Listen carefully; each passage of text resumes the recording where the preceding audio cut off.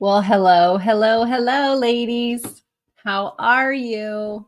I hope you are having a fabulous day. Wherever you are, whenever you are listening to this, I'm so happy that you're here and I am so happy to be with you.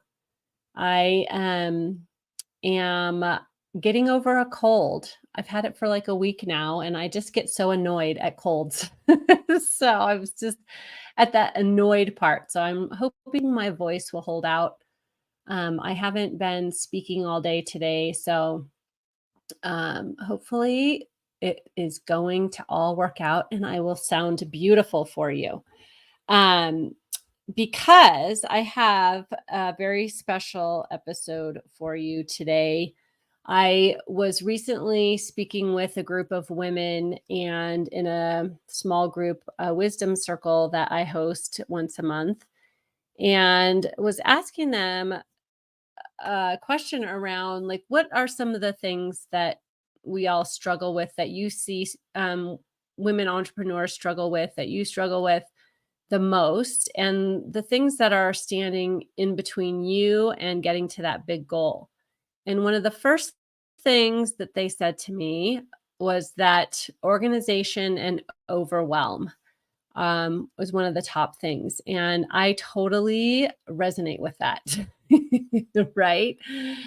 I think we all, at any point in our business, whether we're just starting out or whether we've been at it for almost 2 decades, like I have, it's always something that we feel, right? That we're feeling overwhelmed by our to-do list, our responsibilities, our big goals and dreams. And we're always, not always, but we can also feel like we're disorganized or don't have it all together or have it all together enough. And so I wanted to talk about these two things today, and especially around like what to do when you are the one person that has to do everything. When you're the one person that has to do everything in your business, whether or not that's 100% true or not, when we get into a place of feeling overwhelmed, our minds often go to this, I have to do everything, thinking. And I wanted to just offer a completely different look at overwhelm that you may not have heard anywhere else before. So let's dive right in. Um, First, I recently posted about this on social media, and I got such a huge response. And so I wanted to just make a point of discussing it with you here as well, that um, let's just be real and admit that overwhelm is going to happen. If you're a woman entrepreneur building a business, living a life, have friends, family, all the things, feeling overwhelmed is going to happen. It's completely reasonable that sometimes we're going to feel overwhelmed. And I want to offer that there is no shame in feeling overwhelmed. Can we just like normalize it and bring a sense of neutrality? Sometimes we're just going to feel overwhelmed, right? But instead of resisting it or wallowing in it, I want you to just remember that you are not your thoughts or feelings. You, the essence of you, is the subject of them, but you are not your thoughts and feelings. So you are not overwhelmed. You are feeling overwhelmed, right? And sometimes I think that when we draw that distinction, it can kind of take us out of like, feeling like we're underneath overwhelm, like it's a heavy elephant sitting on us, and we can get above it and have a more neutral stance, right?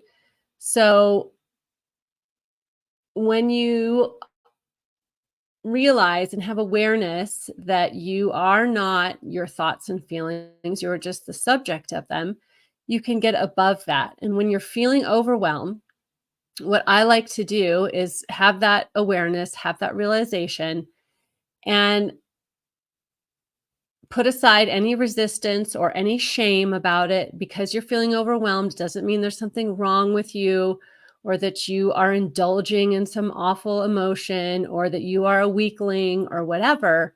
It just simply means that there are messages coming through that we need to pay attention to.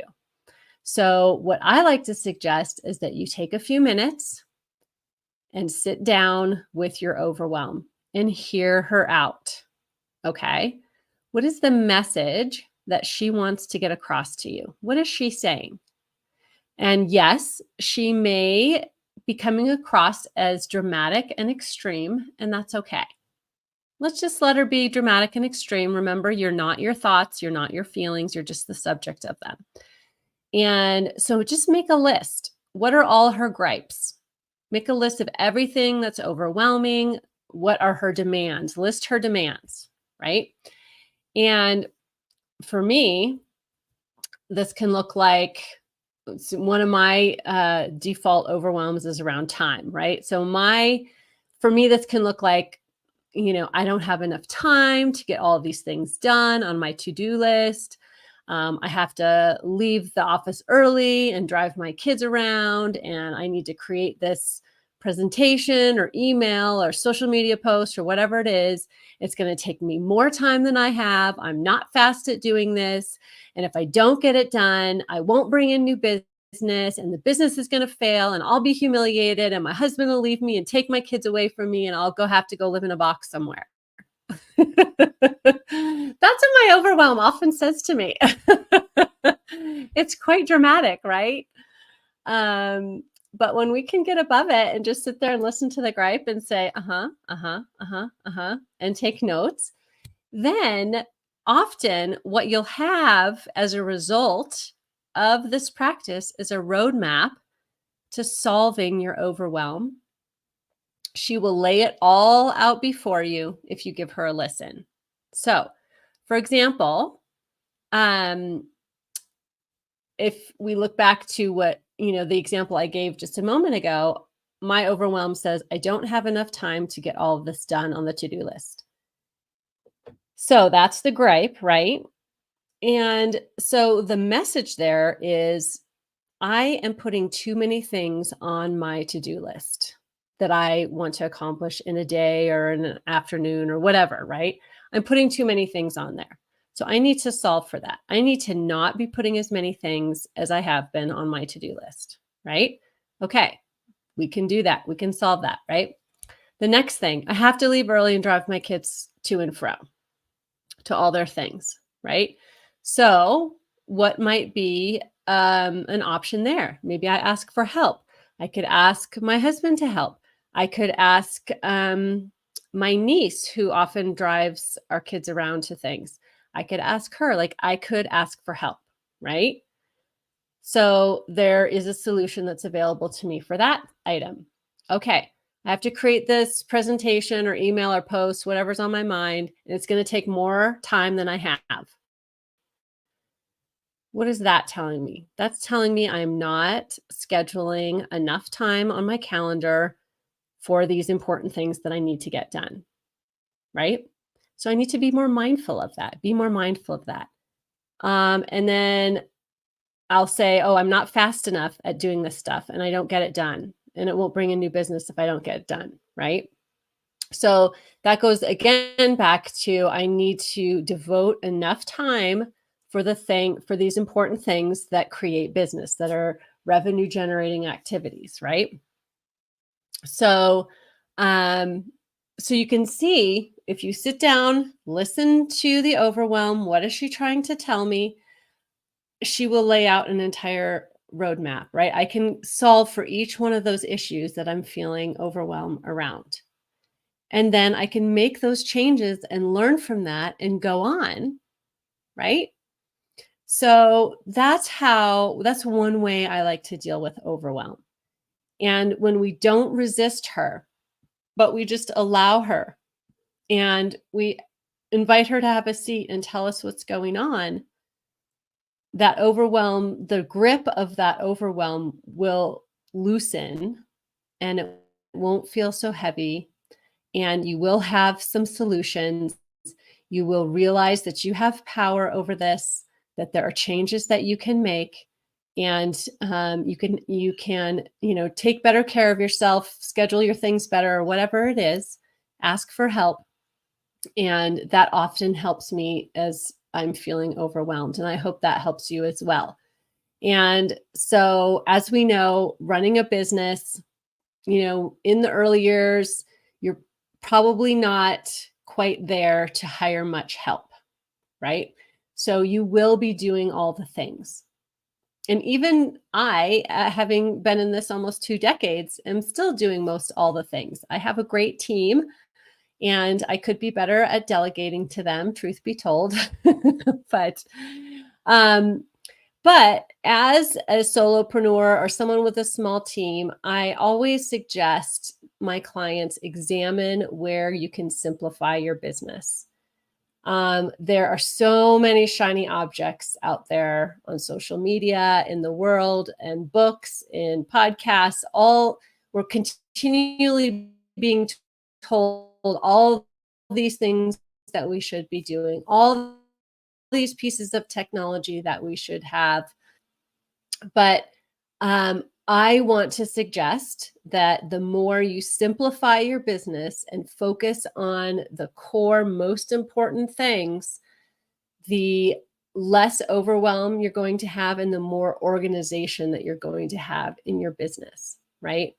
And I am the queen of simplifying. I've told that story before, but I always, I've been working on having and creating and building a simple business for the last 18 years. And so, of course, if you ever need specific suggestions for your business, let's get on a call. I'm happy to help you strategize. But in the meantime, I wanted to share with you a half a dozen ways. Let's see, what's my list? 7 here, 7 different ways that I have simplified my business and that have really helped me the most, given me the most help on my journey to 6 figures and beyond. And so I wanted to share these very tactical solutions for you that will really help you to simplify your business and overcome that overwhelm and feel more organized and be more organized in your business. So, number 1 is to identify your work hours. Now, I love having work time and non-work time, right?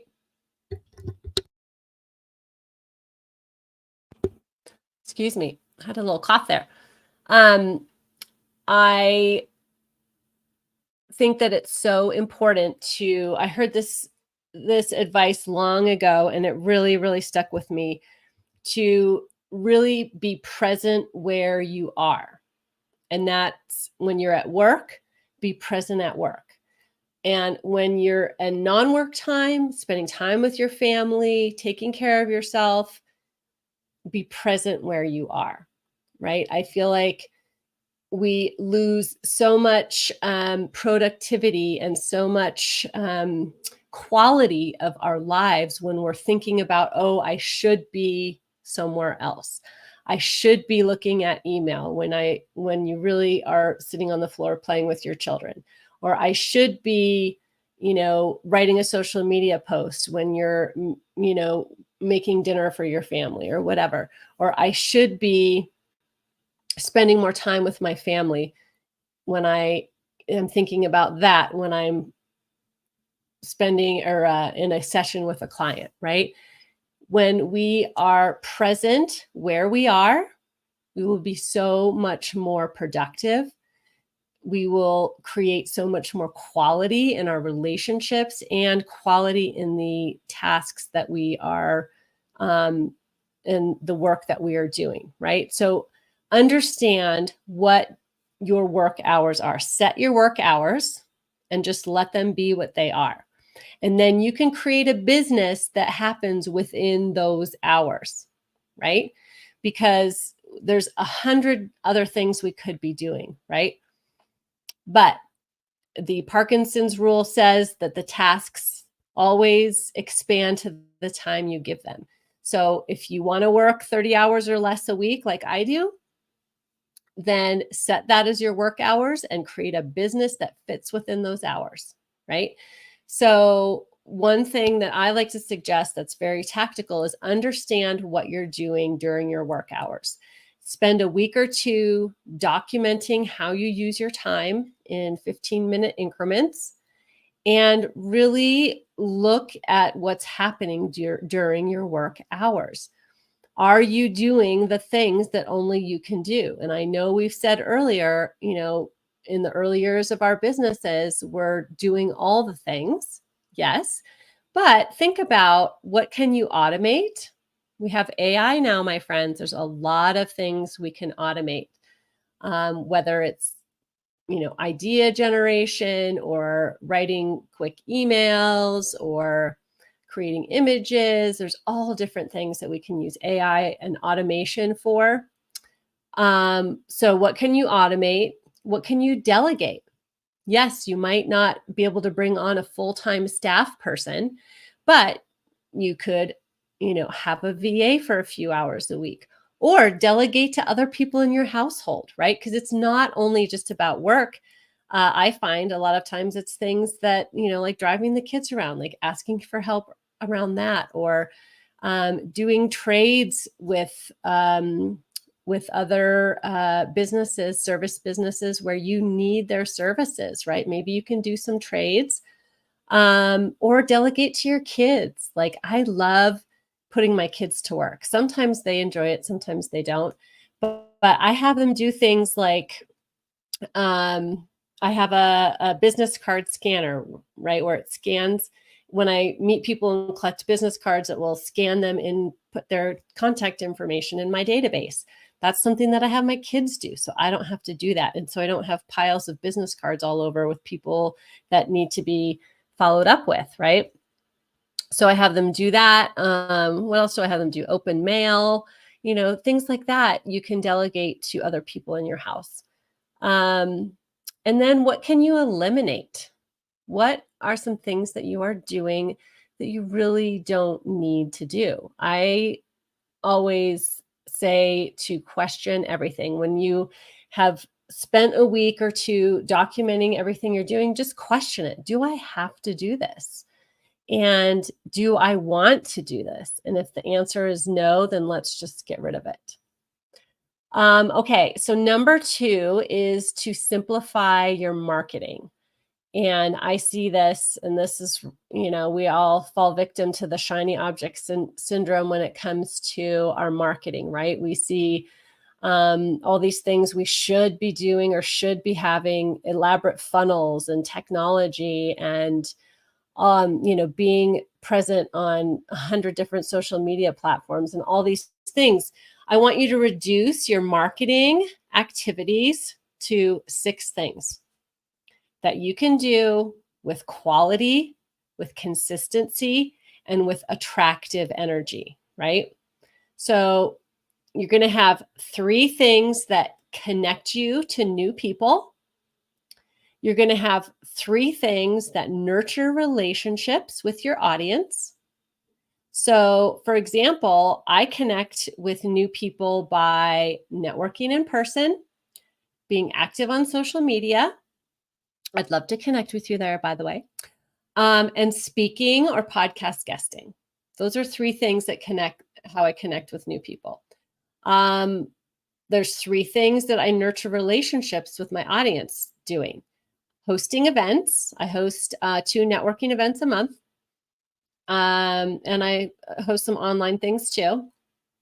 Podcasting is number 2, and then emailing my list. That's 3 things. So those are 6 things. That's my entire marketing plan. And then, of course, in all things, you're making lots of offers to your people within those 6 activities, right? So simplify your marketing, and then just say no to everything else, right?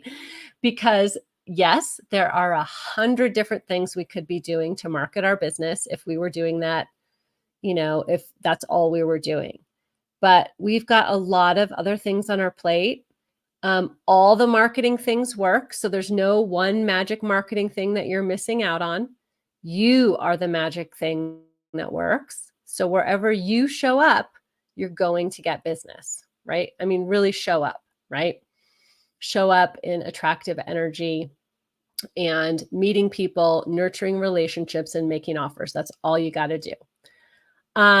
So I also want you to pick those 6 marketing activities that are fun for you and not a pressure-filled slog that you don't want to do, right? So if you could find 6 things that you actually want to do and do them, you're golden, okay?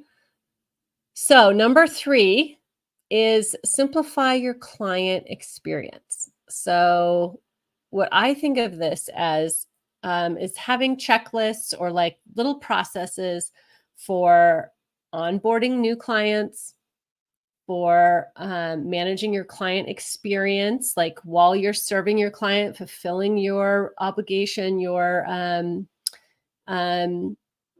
service to your client, right? And then a process for offboarding clients or anything else that you do regularly. Is just have a little process, like a checklist. I mean, I could call it a standard operating procedure, an SOP, but that's very official and very formal. But simply all it is a checklist, right? So have these checklists so that every time you onboard a client, you do it the exact same way. You pull out your checklist, you do the things, and they're onboarded. You don't have to think about it. You don't have to reinvent the wheel. You don't have to try and remember, oh, are these all the things I do? Have I done it, the way I did the last one? And it just removes that cognitive load, right? So you're setting yourself up for success, reducing your cognitive load, and then you have that brain time and energy that you can spend on serving those clients, right? And coming up with better and better ways to serve them and help them get better results. So number 4, I encourage you to utilize a project management system. So here I am recommending technology, but yes, I think there are certain pieces of technology that are critical, and project management is one of them. I use Asana, ASANA, and I use a free version. I don't pay for it. It's no cost, but it's extremely high value and it helps keep me organized. And I started using it, kicking and screaming. My project manager got me started on it, and it took me a while to adopt it fully, but now it's like Asana and my Google Calendar basically run my workday. And it takes all of the guesswork out of what am I supposed to be doing today, right? I never sit down at my desk and I'm like, all right, what should we do today? Like I have it all planned out. I have all my tasks in Asana. I have the time that those tasks are going to get done in my calendar. And so I get to just sit down and just be super valuable all day long. So Asana helps me to systematize my workflow. So simplifying your client experience, like I just talked about, having those checklists, all those checklists are in Asana for us. And so I know exactly where they are, where to find them. And it can just create a very smooth flow for you, for your clients, for any team members that you have. And it's a great way to simplify your business. Number 5 is to get help. So we talked about delegating earlier, but I think that's one of the keys to growing your business. Now, we know statistically that the average solopreneur in the US makes about $44,000 in gross revenue per year. However, a company with 2, 3, 4 members on the team, their average gross revenue is over $300,000. So if you want to grow, you need to get help. And I always say, get help, invest in help before you think you can.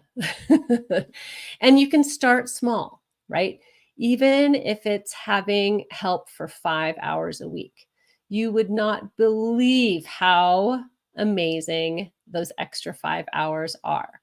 How much more, if you just focused on marketing and selling for those extra 5 hours a week, that person is going to pay for themselves so easy peasy, right? Like it's a great investment in yourself and in your business.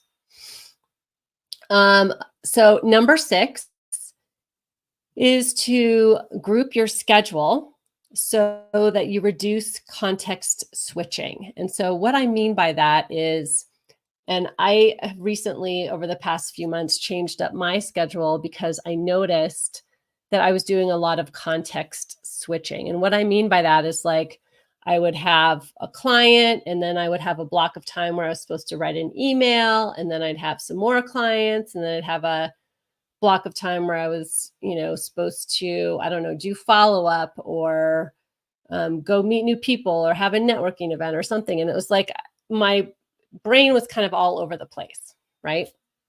So I learned this. Well, I've learned this in a lot of different places, but most recently in this book that I'm reading with my book club, 10x is easier than 2x. He talks about grouping your time. And so I decided to try this, and it's worked really well. So I try to group things in my schedule, group like things. So for example, I have 3 days a week, 3 full days each week that I coach my private coaching clients. And so 100% of my focus for those 3 days is on being a coach, coaching my clients, focusing on them, helping them solve problems, serving them. And so that's all I'm thinking about for those 3 days. Now, I get a lot of really great ideas for content, podcasts, and posts and things that come out of those, but I don't necessarily force myself to be creating content during those days. I can take notes, and I'll talk about that in a little bit, where I capture my ideas, but I really have taken or set aside those 3 days for focusing 100% on coaching my clients.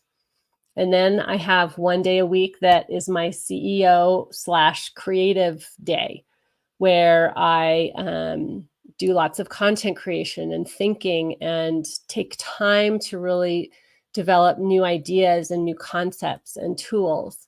And I often don't have a lot of meetings on those days. And so it's like I can just, put on my sweatshirt and my yoga pants and no makeup and come to the office, right? And just like get immersed in creation. And I love that. And organization too. Like it's the day where I get organized. It's kind of like I'm backstage. And then I have 1 day I spend focused 100% on my eWomen network members and serving them and talking to them and growing our chapter. And so that's kind of how I've broken up my week. And I'm finding that to be really helpful and such a nice, smooth flow. I look forward to each one of the days for its own reasons, right? Like my coaching days, coaching is my favorite thing to do. So I always look forward to those days. But when when they're over with, I'm glad, because it's also a lot of energy and cognitive load that I need a break from after I've spent a lot of time coaching. And so think about how you could possibly group your schedule so that you reduce that context switching. Now, we know from research that when you switch a lot from task to task to task, it takes about 25 minutes, I think it is, for your brain to catch up with the new thing, right? So it can be a loss in productivity and time, right? So think about how you can create sections, groups of time where you can be thinking and working on one specific thing, and you'll get a lot more done on that. And then finally, number 7 is to have a system to capture ideas. Um, Studies show that only about 16% of us create great ideas or are very creative while we're sitting in front of our computers. Shocker, right?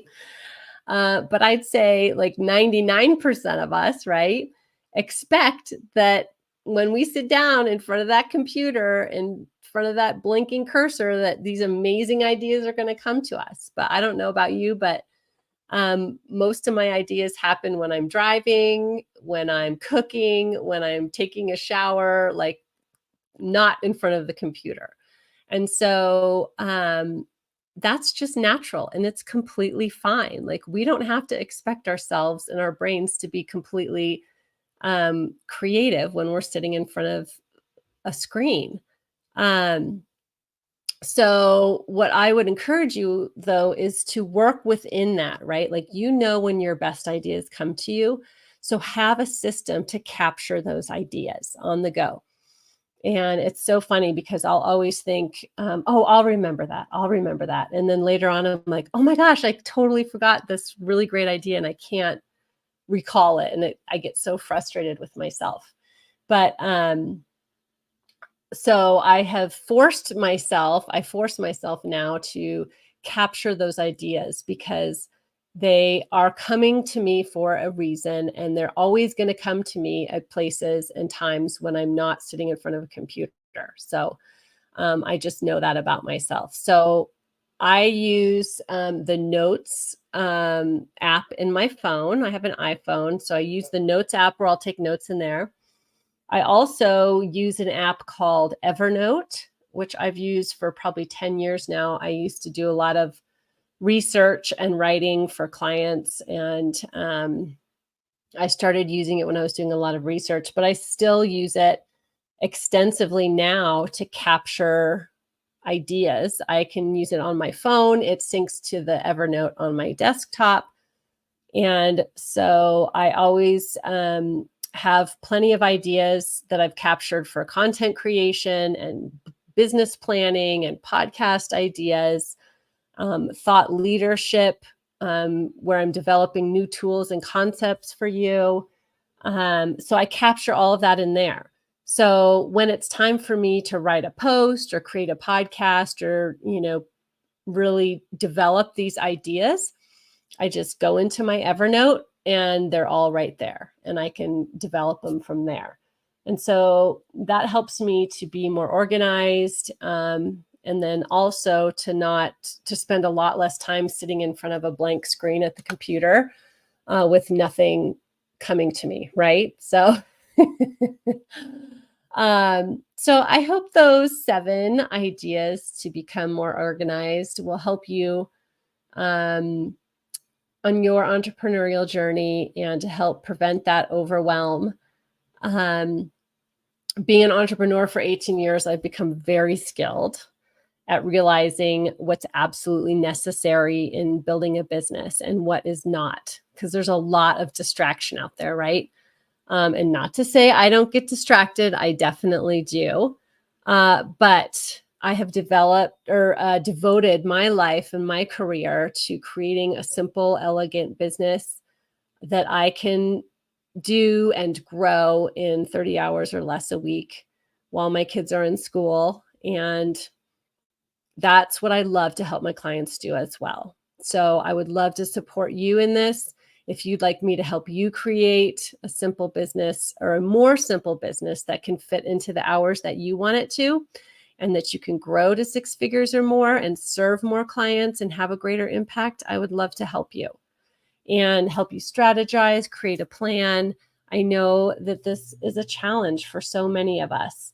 And so if there's anything I can help you with, please feel free to reach out to me at my website. And I hope this has been a super helpful